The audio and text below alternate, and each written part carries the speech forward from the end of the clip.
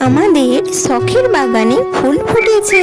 আমাদের খামারে যে সবজির বাগান করা হয়েছিল সেই বাগানে এখন ফুল ফুটেছে। এই ছোট ছোট হলুদ ফুলযুক্ত গাছটি কি গাছ তোমরা কি চিনতে পারছো? এটি শসা গাছ। এই দেখো একটা কি সুন্দর ছোট শসা ধরেছে, দেখতে অদ্ভুত সুন্দর লাগছে।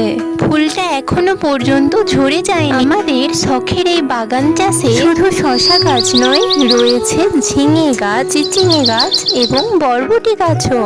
বরবটিটা এদের আগেই ফলতে শুরু হয়ে গেছে, তোমরা আগের ভিডিওতে দেখেছিলে নিশ্চয়ই। এইদিকে দেখো আমাদের ঝিঙে গাছে একটা ছোট ঝিঙে পড়েছে, আর এটাকে একটা পলিথিনের মধ্যে বেঁধে রাখা হয়েছে। পলিথিনটা সবজিটার তুলনায় একটু বড় রয়েছে, এতে করে সবজিটা পচেও যাবে না, আবার বেড়ে উঠতেও এর অসুবিধা হবে না। এখন ভাবছো তো কেন বাঁধা হয়েছে? কারণ আমাদের এখানে পাখিদের উৎপাত একটু বেশি। ওরা একবার টের পেলেই এই সবজির গোড়াটা কেটে দিয়ে সবজিটাকে নষ্ট করে ফেলবে।